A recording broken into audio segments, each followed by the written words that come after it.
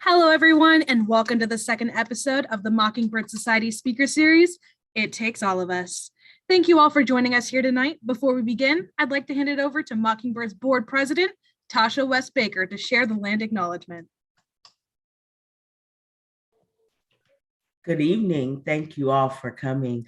My name is Tasha West Baker, and I am the board president for the Mockingbird Society. We invite you all to take a moment, pause quietly, and reflect. We would like to acknowledge that we are on the traditional lands of the Coastal Salish, Interior Salish, and Yakima Nation tribes. They took care of this land before it was colonized, and they continue to care for, honor, and defend their land. We honor with gratitude the land itself and all of the native tribes of Washington State. We would also like to acknowledge the historic and systemic exploitation and oppression of Indigenous people, enslaved Africans, and other historically underinvested people, which has led to the disproportionality in the representation of those communities among the youth we serve and whose voices we seek to elevate. I ask that you keep this in mind as we work to transform the systems that have and continue to impact us. Now back to Ryan. Thank you for the beautiful acknowledgement, Tasha. Welcome to episode 2 of our speaker series, It Takes All of Us. My name is Ryan Tobiasen, and I am the Regional Engagement Coordinator for Spokane Chapter here at the Mockingbird Society. I'm so excited to be here tonight with all of you. Thank you for joining us. For those that are new to this work, the Mockingbird Society's mission is to transform foster care and end youth homelessness. We accomplish this by working in partnership with young people, like myself, who have lived through the systems we're transforming. Because we believe that young people who have lived experiences are the best positioned to know what needs to change. I'd like to take a moment to thank our sponsors for their support. Tonight's event wouldn't have been possible without their generosity.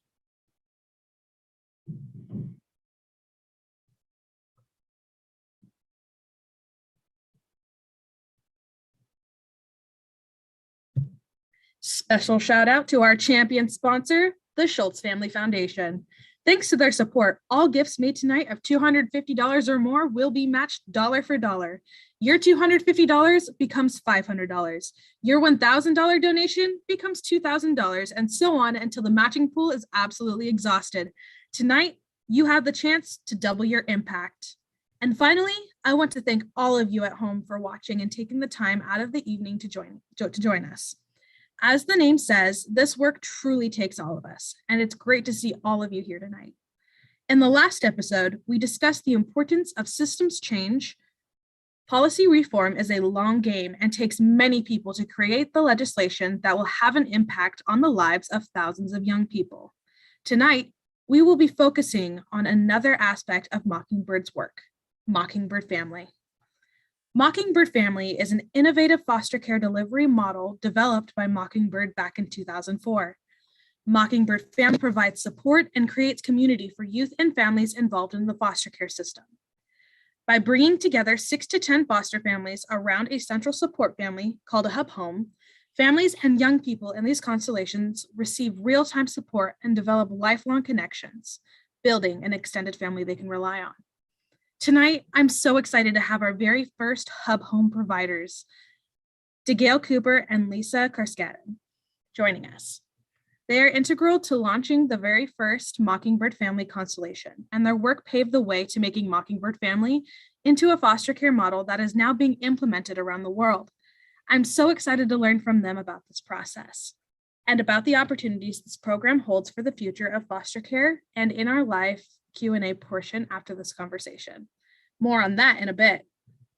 Tonight's conversation features DeGale and our partners from California, Annette Jones and Monica Mason Camp. Annette and Monica are both child welfare professionals who have been implementing Mockingbird Family in Fresno County since 2014. I'm looking forward to seeing how the program is serving their community and what potential it holds up for us here at home in Washington State. To share more about that, we'll have Mockingbird's Family Programs Manager, Haley Bridwell, join DeGale and Lisa for a live Q&A after the discussion. Please feel free to put your questions in the YouTube chat during the conversation, and we'll select some to answer at the end of the program. If you don't get to your question tonight, we will be sure to follow up with you in the following days to come, so ask away. And without further ado, let's see what they have to say.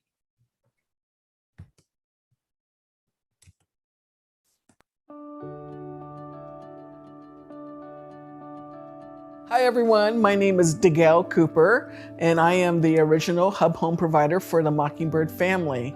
I started back in 2004 with my partner Lisa Karskadin, and we were honored at that time to take on this opportunity to be the hub home family for what was then the beginning of the Mockingbird family.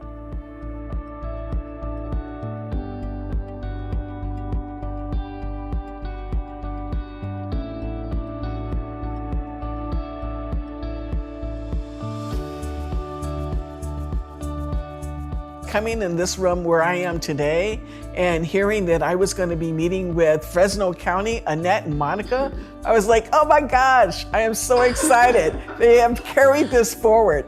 You know, Mockingbird family in Fresno County and the work that you both are doing, it just makes my heart, just kind of beat a little faster. What I think was really important to DeGale is just that your passion for this, it was contagious. It was clear that you were invested in us just as we were invested in the program. Through this process of bringing Mockingbird Family was our way of showing families that, look, you can trust this because this model makes sense. It brings families together, it brings communities together. It's just amazing the support that we have and the love that we have within our constellation families. Our children have bonded, our families have bonded, and even the birth families have now bonded with the constellation. And it's just amazing what the reward we're getting right now. I think what we've been doing is just still continuing to be very supportive.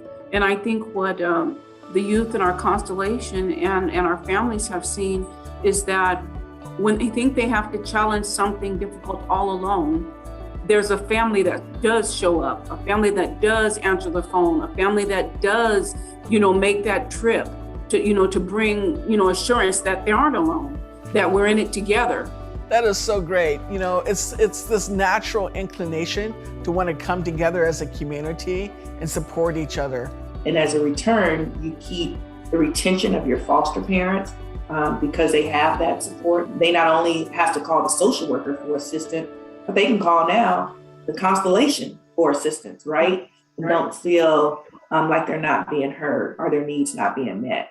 Also on that survey, we noticed that the society also brought about retention of our youth. At the time, a lot of our youth were moving from home to home in placements, being very unstable. With the Mockingbird Society, it shows that our youth are stable. They are staying in the placements longer. And that was a big thing because our children, when they move around so much from home to home, they lose connection. And with the society, with the model, they stay and they build on that connection and they're stronger.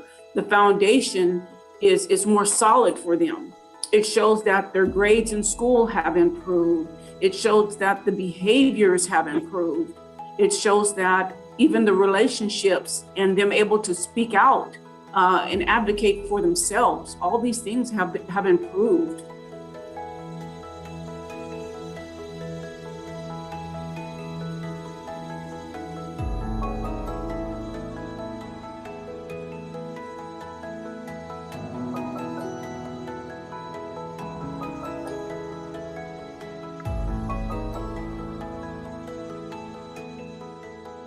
And in my opinion, I know child welfare, it evolves, right? And this model right here is a model that child welfare in general actually should systematically be implementing, where families come together, because one of the toughest jobs is parenting, right? And parenting a child who's experienced trauma and abuse is difficult. And to be isolated in an island all by yourself, I mean, that in itself could be daunting and taxing and difficult, but to bring in others who have maybe similar experience from you, and you can gain from their experience or just from their shoulder to lean on, or, their ears. I think that is just critical. And then bringing in or looping in the families and saying it's okay for the resource parents to have this relationship with the biological parent. Because fostering should not only just be fostering or nurturing just the child comes with different luggage, and those luggages are the people that's important to them. And oftentimes when children do come into care, those relationships, they get cut off, right? But in this model supports it. And because it has so many eyes on it, you're less likely to see that abuse or that neglect, right? What you're more likely to see is that positive support. Annette, you mentioned something very, very important that I think that all of the folks that hear about the Mockingbird family need to know. And it is that connection to young people's birth families. And a lot of times systems try to tear kids away from the families that weren't able to support them in that moment for whatever that reason is. But one thing that Monica, and I know is that these kids need all of their family, no matter what condition they come in. And for the Mockingbird family and the work that you're doing, when you can draw those birth families in and provide them the support and the guidance and the love as well, that makes that child's life even richer.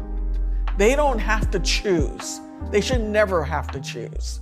But they can be in a safe place and know that I have my constellation, I have my foster parent, I have my hub home provider, but I also have my birth family, my mommy and my daddy, whoever was my birth family, to be there as well.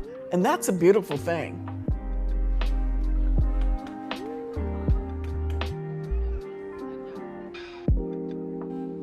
Back in 2004, what we knew in the community then is that a lot of our young children that were in foster care were, Black and brown youth.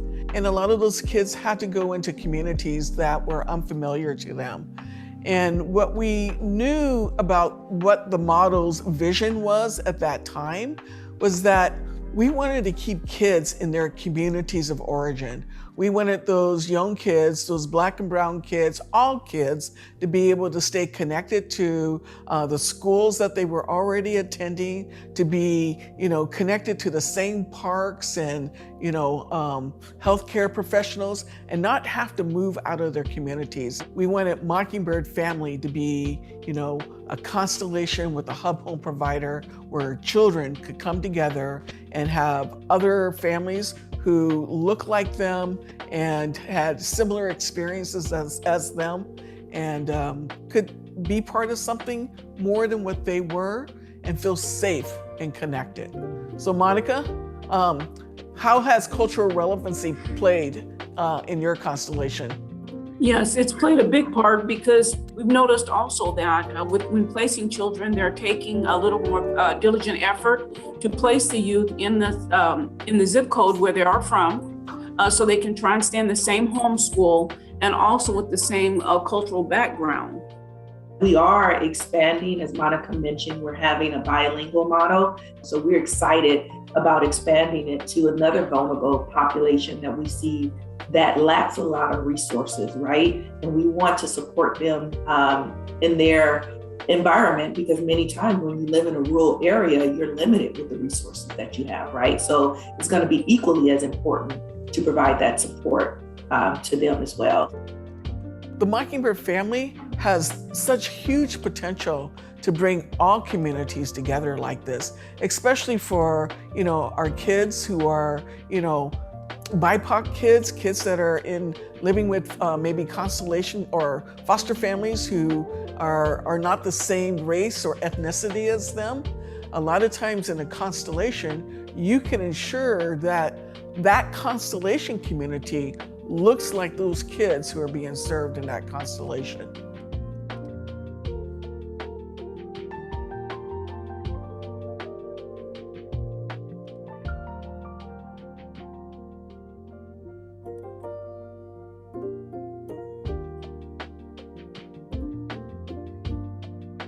As service providers, as social workers, does having a constellation help to help you in your role? Does it help you to serve kids and families better to have a constellation? The one aspect that I see it definitely helping with the social worker, right? If it reduced the number of placement changes, if it increased stability, it takes some of the additional supports that a caregiver may need that they rely upon the social worker, it now places that on the constellation. So that frees up the social worker's time to be able to, support other children who may require more time from that particular case manager. So I can see that from that perspective. And I too agree with that, because you find that with the hub and the experience that the hub and the constellation has, they tend to work things out themselves. It takes a lot of the responsibility off of the caseworkers, the social workers, so that the hub is able to do that. It doesn't decrease their caseload, but it makes the work much easier. There you go. You're absolutely right, because social workers have such a hard job in and of themselves. When the hub and the constellation, the resource families can come together and support the needs of each other, to support the needs of those kids and those foster families, so that the social worker can focus on other families, that's what makes a difference in the child welfare system. I believe that this model is very important and why our community should really care, because it truly makes a difference. It makes a difference in not only a child's life, but a family life, and then from a family, from the community, right? And as a result, just us in society, if we could make a change and a difference in a child's life, we could change the world. It really has an impact on the way we go about our day-to-day work, and making sure that children's needs are truly met and cared for in a loving, natural, normal way until they're able to go back home or even stay in a permanent environment with those whom they've created those relationships with. I agree. I think that why I feel that we should be supported is because it takes us back to where it takes a village. And in the new times and days, it's hard. Our villages have been broken. And being part of the system, it's very difficult to maneuver. It's very difficult to understand. And so if you have someone in the village who has the knowledge and you're willing to share and teach and empower others, I think that's what I look forward to. I'm willing to teach, I'm willing to empower, and I'm willing to help someone else learn how important it is for a village to raise our children. And one thing that I heard both you, Annette, and Monica say is that, this is about that village taking care of the children, but also taking care of each other. And so when you think about communities, and if you go into a community and you spread the Mockingbird family, you can heal a community with a model like this.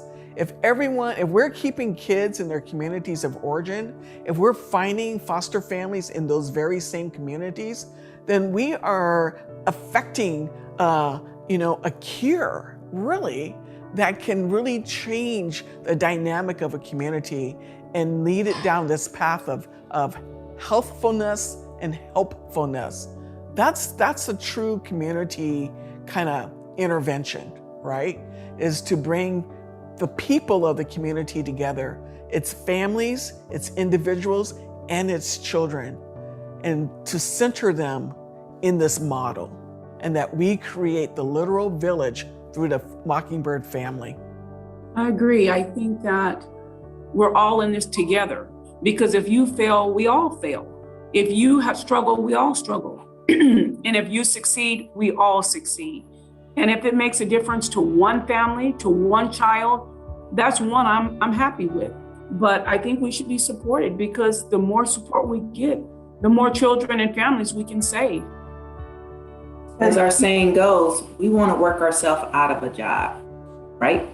And this model helps us to do that. There's power in that.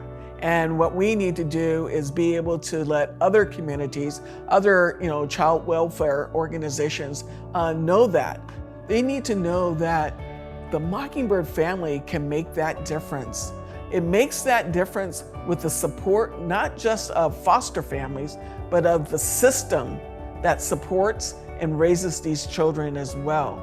And so we need to fund constellations. We need to make sure that foster families have all the resources they need so that they can take good care of the kids in that constellation. Our world is impacted hugely by a lot of systemic failures. Something as simple as a Mockingbird family, something as simple as bringing families together can make a huge difference in this world. And I know that each of you believe this. If you take good care of the people who are taking good care of the kids, then you have created magic. You have created Mockingbird Family.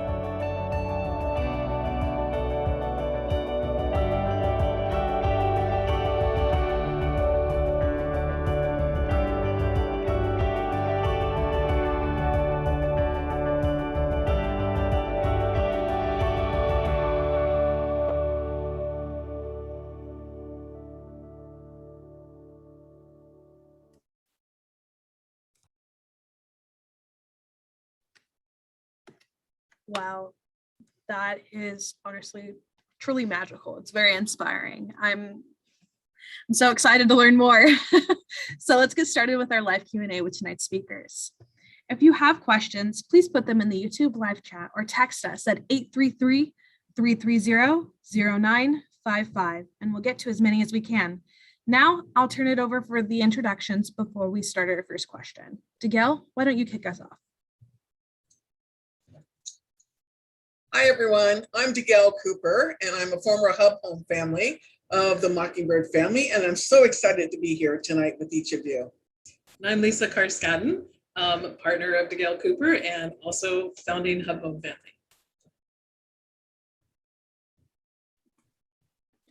Hi, my name is Haley Bridwell. I am the program manager for Mockingbird Family here at the Mockingbird Society. I'm so glad to have you all here today. Okay, we have our first question here.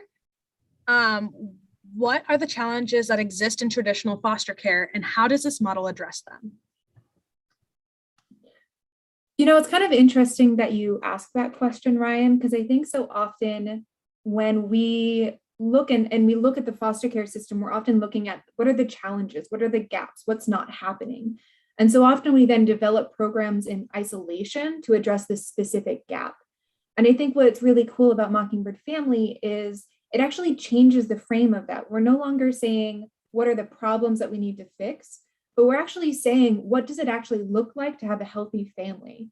And it changes the very question that we're asking to then change the answer. Because Mockingbird Family isn't just about foster parent retention. It's not just about stability, it's about community. And so Mockingbird Family is really about changing the structure, the system itself, and the way we deliver foster care, the way we care for our families and young folks as a whole, instead of just what are the challenges. And when you change that system as a whole and you imagine a vision of something different, you then see those other things fall in line, like Annette and Monica talked about social workers being able to do their work, foster families staying, better outcomes for young folks, because we're changing the system itself instead of putting in a program to band-aid a challenge that we're facing.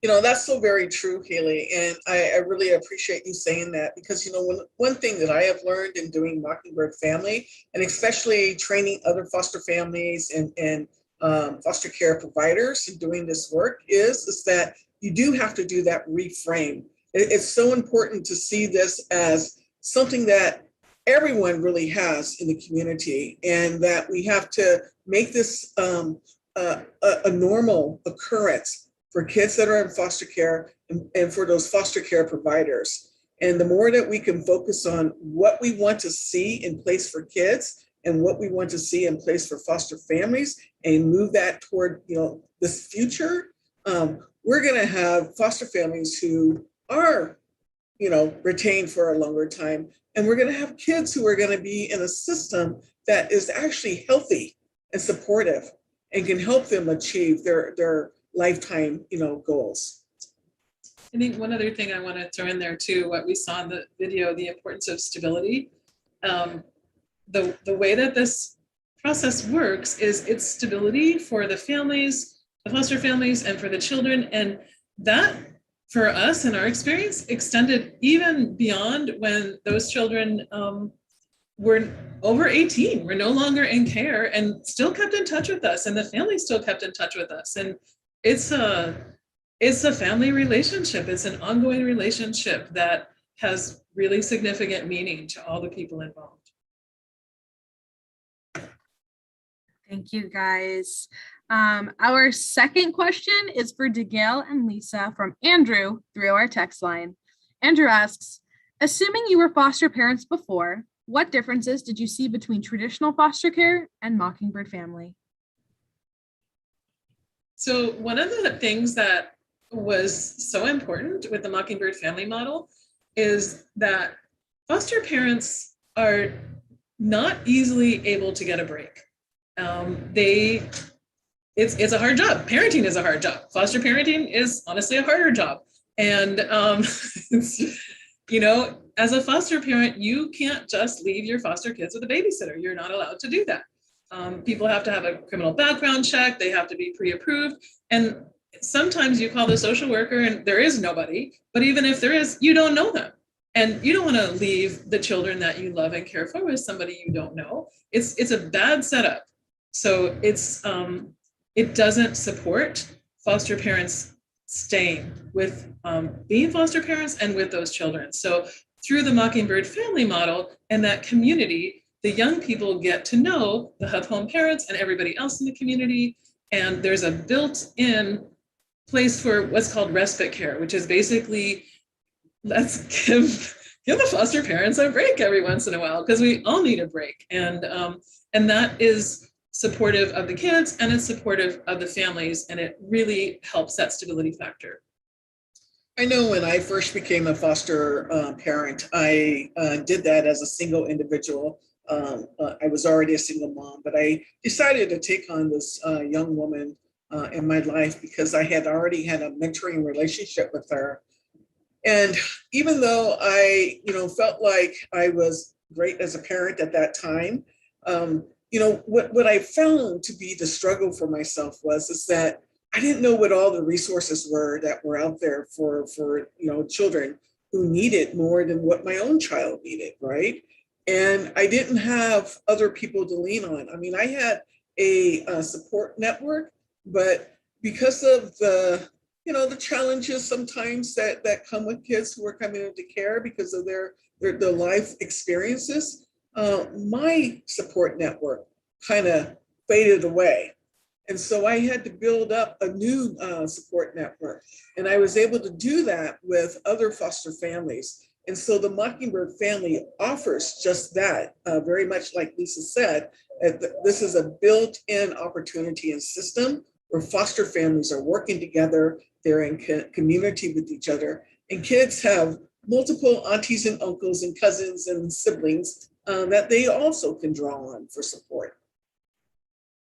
And if I could just throw in one other thing with that too, we had lots of experiences where a young person might be in crisis and really they needed a break from their foster parents. And the foster parents honestly needed a break from that young person for a while. So having, again, that built-in capacity that they could go to somebody they knew to support them and have somebody else who would listen and help them through it and give the foster parent a break really helped, in particular, several young people in our experience be able to go back and problem solve.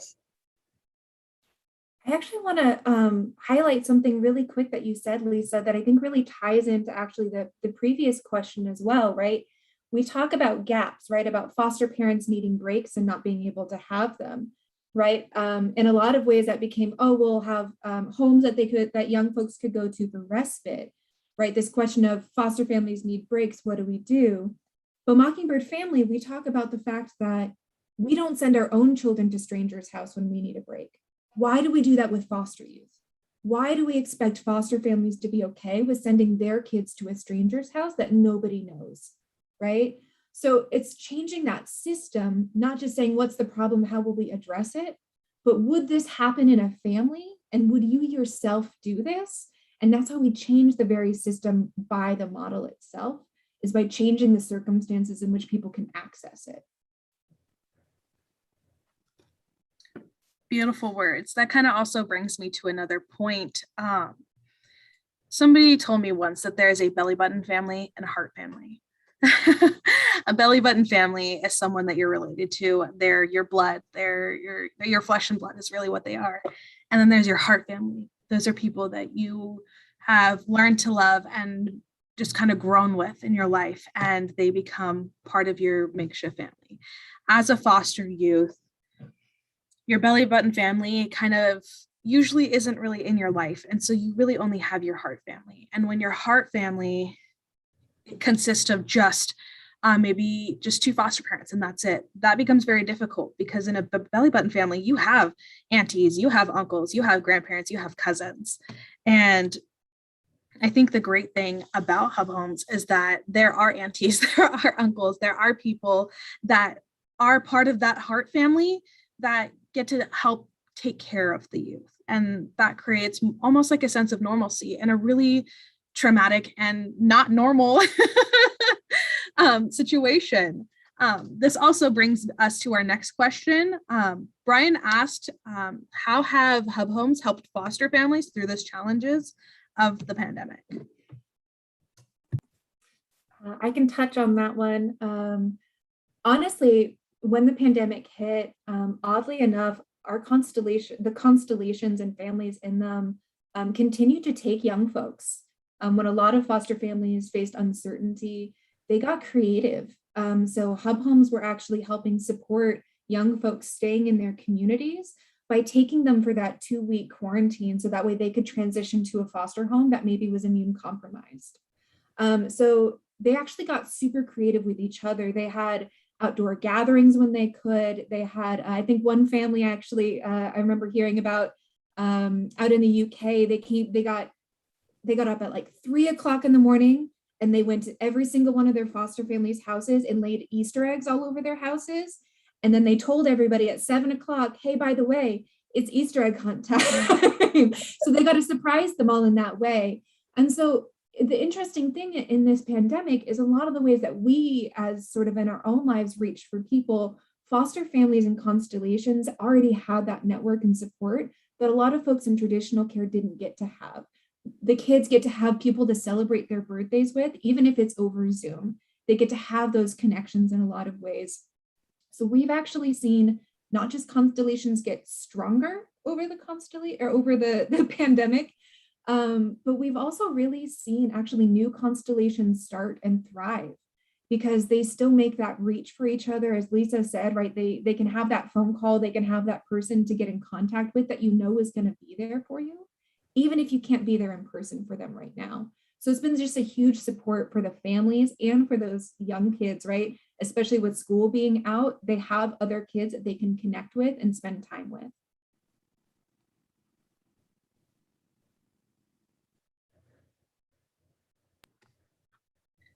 Wonderful. So we have another question from Mel in the YouTube chat. Can you share a bit about the challenges or lessons learned when developing the program? Sorry, go ahead. When we first started out, it was a new concept.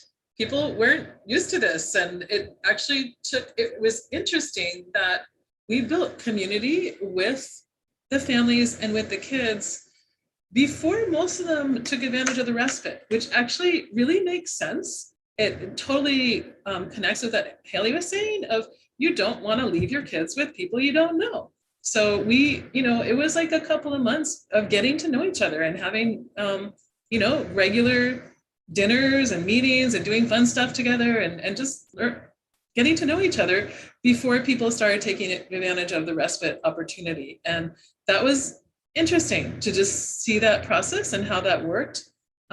So I wouldn't even necessarily call it a challenge, but it was definitely part of the process that makes sense, and that's really why we have this, is because we want to be a safe place for children and families. And that doesn't happen instantly. You have to give it a chance to happen, and you have to allow it to develop. One of the other opportunities, first of all, challenge, and then it became an opportunity, was for the social workers that were connected with each of these kids. And what we really tried to focus on is that the social worker could use the constellation as their place where they could actually meet with the kids and meet with the families when they needed to. And so they didn't need to go to an office that was unfamiliar or, you know, a McDonald's down the street. They could actually come to a hub home where this young person already had, you know, the experience of feeling like it was home for them. And the social worker got to see this young person in a different environment, how they interact with other adults, not just their foster family, but with the hub home family. If there were other kids in the home at the same time, they got to see how they interacted with those children. And so this kind of setup gives everyone kind of a different, a more expansive view of what that young person, who that young person is, and how they are able to navigate their environment. And so I think for a lot of the constellations that have gone up since the one that Lisa and I were a part of initiating back in 2004, and it's been, oh my God, those many years, that, you know, Mockingbird Family has learned a lot since then.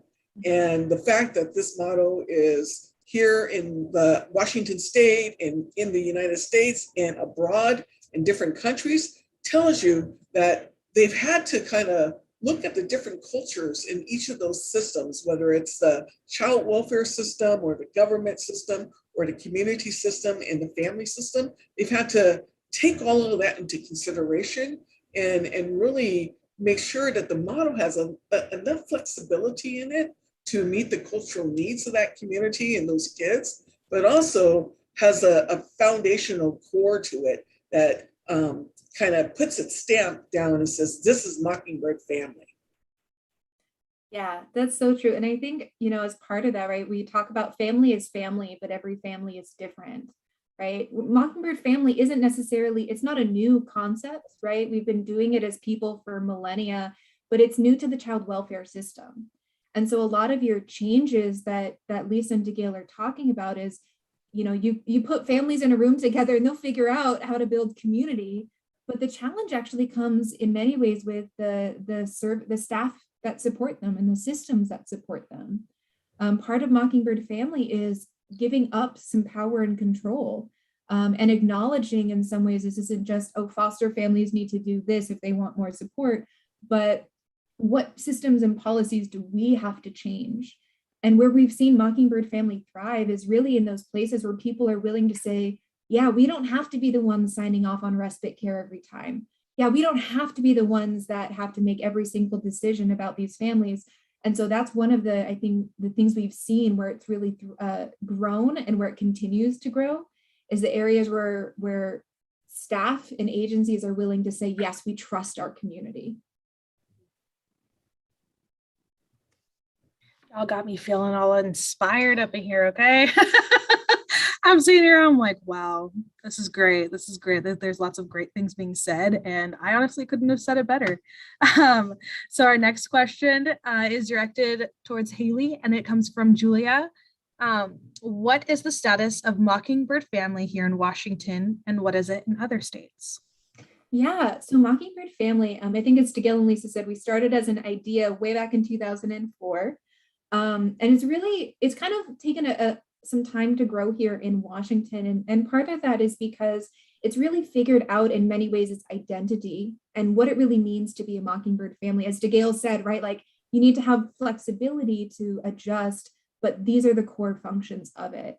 So one of the things we've really seen here actually in the last few years is foster families from around the state, out on the east side, up north, out on the islands, have really been reaching out, not just to us, but have been reaching out to DCYF. They've been reaching out to their private partners. They're saying, we want this. And more, we're really seeing other staff reach out to us, other regions reach out, saying, how do we make this a reality for our families?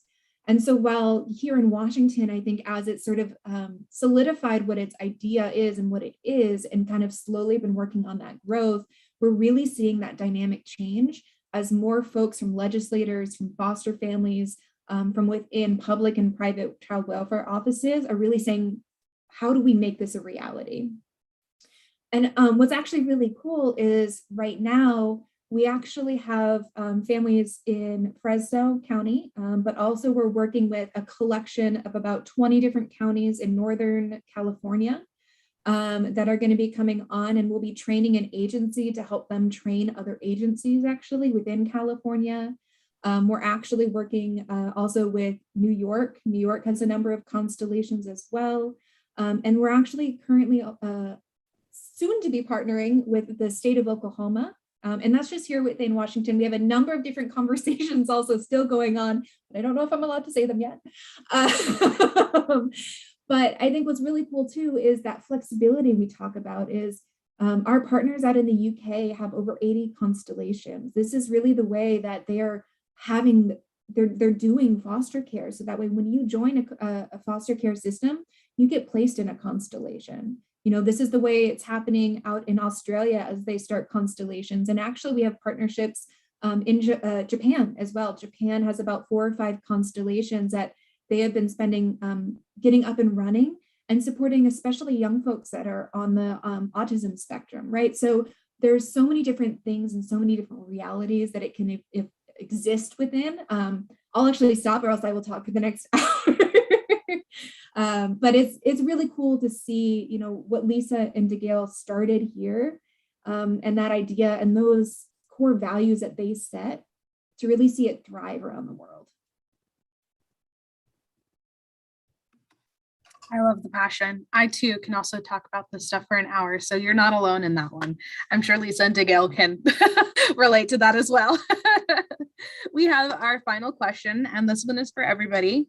What impact have you seen on the lives of children or families who were in Mockingbird families? Well, this is a really great question. And what comes to me immediately is the fact that youth that are placed in Mockingbird family constellations have more stabilized placements. I mean, you think about the number of times that a young person moves from home to home in the typical foster care system. In Mockingbird family constellation, you know, generally that placement, that's their final placement. And even if they have to move around while in the constellation, it could be to one of those other aunties or uncles that are in the constellation. So it's already like staying in the family, right? And many of us, even in our own lives that are not foster care lives, you know, might have children where sometimes our kids want to go and hang out with grandma and grandpa for the summer, or auntie and uncle for the winter, you know? And, you know, those are things that we do and we don't think twice about that. But in the foster care system, those kids are not afforded that. And so when I think about stabilized placements within this family network, that's huge. That's gonna really lead to a lot of, you know, healthy development for young people. I think one thing I want to add too, I happen to be a high school teacher, and I know I've heard multiple times that for a young person, especially a young person in crisis who's gone through trauma, if they have one adult that they can really trust and count on, it makes a huge difference in their life outcomes. And through this model, we're giving kids a chance to have multiple adults who they can rely on, who they can trust, who they can make a connection with. And that just ups their opportunities. It ups their possibilities of how their lives are going to work out. And, you know, we can tell you stories about individual young people and how that's turned out. But I think overall, I think it's pretty well known that if young people have more adults they can count on and trust, it makes a positive impact in their lives. And this is a way to do that.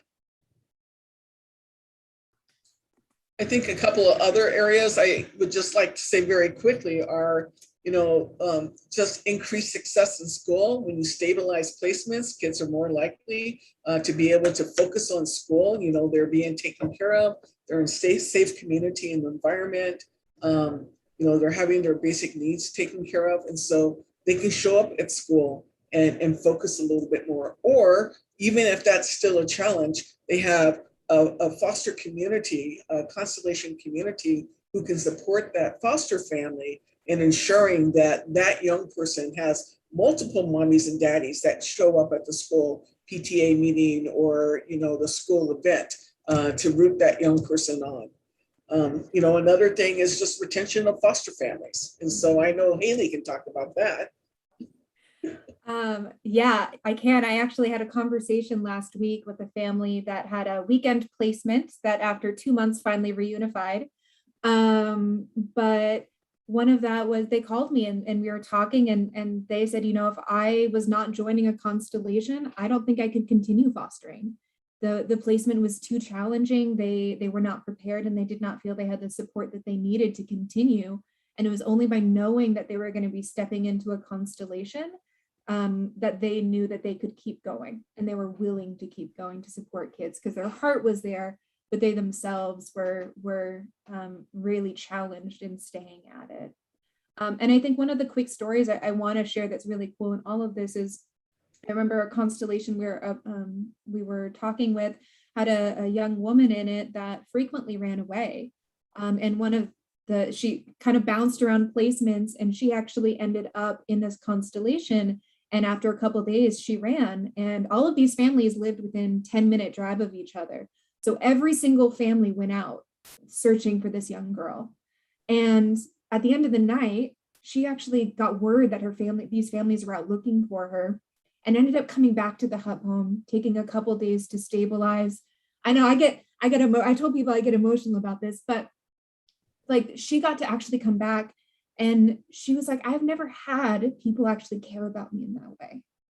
Right. And so the impact is we're not just talking about one person, we're talking about 100 constellations of 7 family, right? So we're talking about like 700 families and 1,000 young folks that we're impacting the lives of by changing the very system that they get to exist within, by giving them those people that care about them in that way.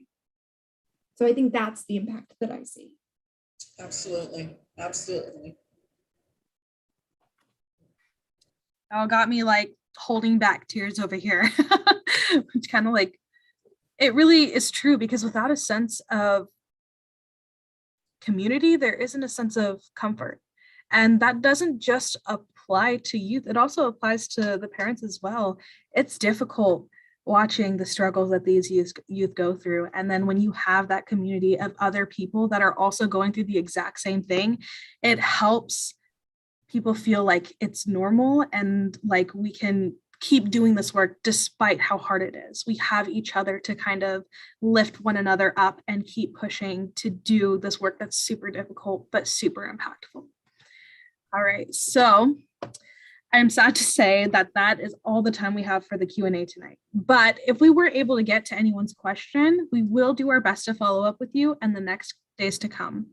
Before we close out the program, I would like to pass it over to Dekale to say a few words. Well, this has been very powerful for me, for all of us, I'm sure. And, here we are. We are all in this together, The one thing that I always try to focus on is the fact that there are many ways that we can show support of any effort that's going on in our community to really hold young people and adults in place, to give them the supports that they need. But Mockingbird Society and Mockingbird Family are, to me, like really simple ideas on how to really create a village. And so now is the time for us to show our support of the great work Mockingbird Society is doing in communities here and afar. So thank you, Ryan, Annette, and Monica from Fresno, and Lisa, my partner, for sharing experiences of Mockingbird Family with us tonight. Thank you to each of you and every one of you who has joined us this evening for this wonderful event. We couldn't do this without your support. Now, we all have heard many accounts this evening, just in the Q&A and also in the video, about why this work is important and why Mockingbird Family works. Most importantly, it takes a family to really raise children. It takes a village to raise children. And when I think about Mockingbird Family, I'm reminded of Kevin, who was one of the first kids in our Mockingbird Family constellation. At just 7 years old, he was the youngest in a constellation of 13 kids from ages 7 to 16. And when Lisa and I started doing this work, we thought, oh my gosh, we're going to have these kids, 13 kids, eventually in our home, all at the same time, ranging from ages 7 to 16, plus their foster families. We got to get a bigger house. But like many children, who end up in foster care, like Kevin, the one thing that we all have to kind of remember is that there are many circumstances that bring kids into foster care. For Kevin, it was that he was abused and neglected and traumatized by his life experiences. His family didn't have the resources or the supports that they needed to be able to begin to heal themselves and get connected to resources in the community so that they could keep Kevin at home. When he did end up in foster care, he ended up, luckily, in a foster family that really, really loved Kevin and took to him. And that family, because of being elders in their own community, they needed the support of a constellation, a Mockingbird family. And so they had heard about the model and had reached out to make sure that their social worker ensured that they were connected to Mockingbird family. For a lot of kids who come into foster care, when we look at Washington State facts, and Casey Family Programs put this information out in 2021, we know that 74% of kids who come into foster care have been neglected, and 24% of them have been severely abused. The safe, connected community and Mockingbird family can really help children begin to heal. It helps them to build positive and healthy relationships with other adults and peers or other kids. And the Mockingbird family is a safe community for not just the children in the constellation, but also the foster families in the constellation. It's a community where children can experience the normalcy of childhood. They can gain extended family and look forward to their future just as much as foster families can say, wow, this is hard work, but I think that I can really do this. And for new families or new individuals that are just for the first time becoming foster families, this is the way to do it. Have this support system up front so that we can increase the successes of those new foster families. For Kevin, because of his traumatized life, he had a lot of adverse childhood experiences that led to, some significant mental and cognitive and physical challenges in his life. And we know that there are a lot of kids who, have injuries from, these traumatic experiences. And about 80% of children in foster care suffer significant mental health issues compared to only 18 to 22% of the general population. That's huge. Children in foster care suffer PTSD at 2 times the rate of war veterans. So when you think about who these kids are and what their needs are, they are coming into a system that is already inundated with so many children that it's hard to focus on their individual needs. But with Mockingbird Family, that's where children can begin to have the focus and the supports that they need on a very individualized basis. So for a young person like Kevin, who was in our constellation, he experienced also some challenges in school because of some of his PTSD, because of some of the trauma in his life. He went through a lot of special education programs in schools and behavior therapy and everything else that a lot of the kids that are in foster care need. But what was really, really helpful for Kevin is that he had foster family and a constellation family, a Mockingbird family, who was there full time for him. And even in typical families where kids are living at home and they're not in foster care, and I know if you're a parent here tonight, that getting to those parent-teacher conferences, getting to every event that your child is in at school, and having time to do homework and going to sports activities afterward, that takes a lot. And especially if you're a single parent, but even if you're a two-parent household, it takes a lot. And kids nowadays really need us focusing in on them to really support them, because this world is changing. This world is changing so much. With Mockingbird Family, our families have this level of support. According to national data trends, the graduation rate for foster youth fell from 64.6% in 2019 to 55.3% in 2020. Now, this compares to an overall graduation rate of 87.3% for students, just typical students in the school year. One thing that I know that since 2004 to right now, actually, that graduation rate has been increasing. It's actually way better than what it was before.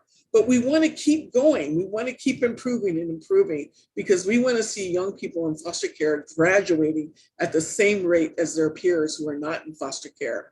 In fact, I was reading something on the Treehouse website that said that 70% of children in foster care want to go to college. Now that's something, right? They want to go to college. And so we need to find ways to help them get there. Our systems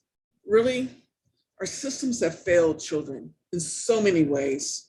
But the Mockingbird Family is a simple, community-based model, family model that makes a difference for youth in foster care and for foster care providers. It is a family model that makes a difference in our own child welfare system. So for Kevin White, who is dear to my heart and who is now 24 years old, he has slowly and surely been beating the odds against him for these 17 years.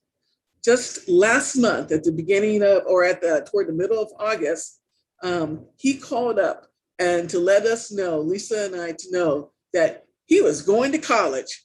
Not only was he going to college, but he got a full ride academic scholarship to college in North Carolina. So our constellation came together and we just celebrated Kevin, because wow, this is something that Mockingbird Family has helped this young person and his family make possible.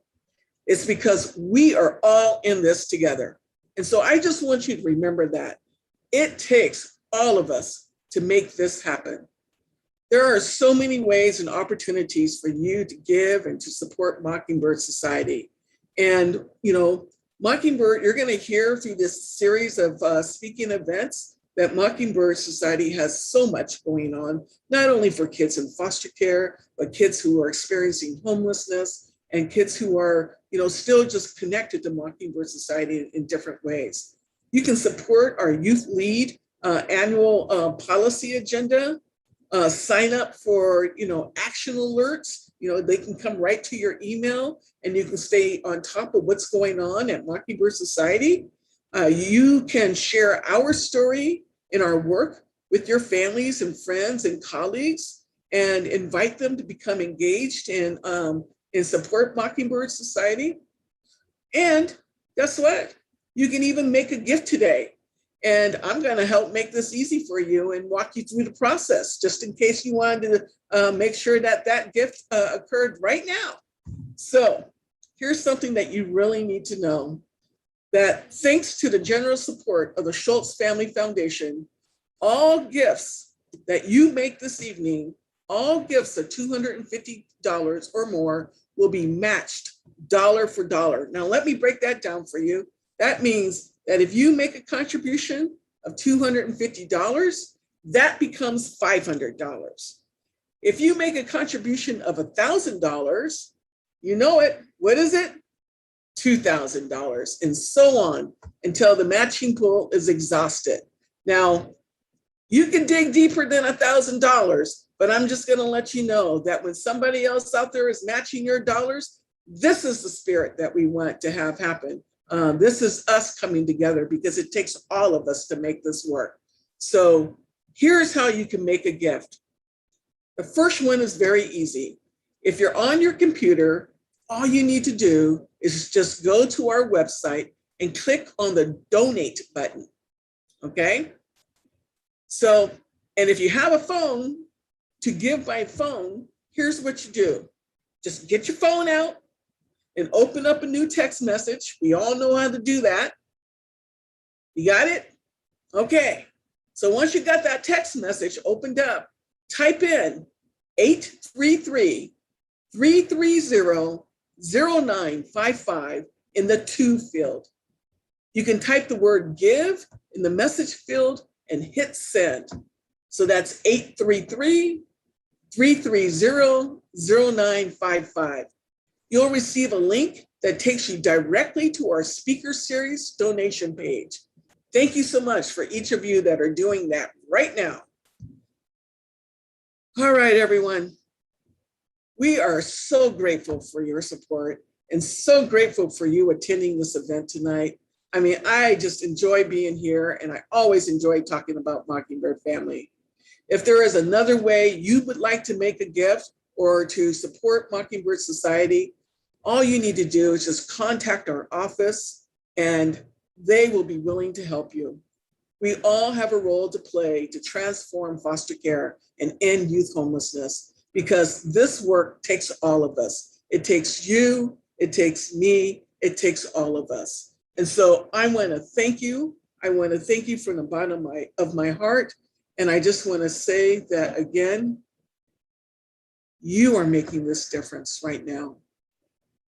So Ryan, take it from here.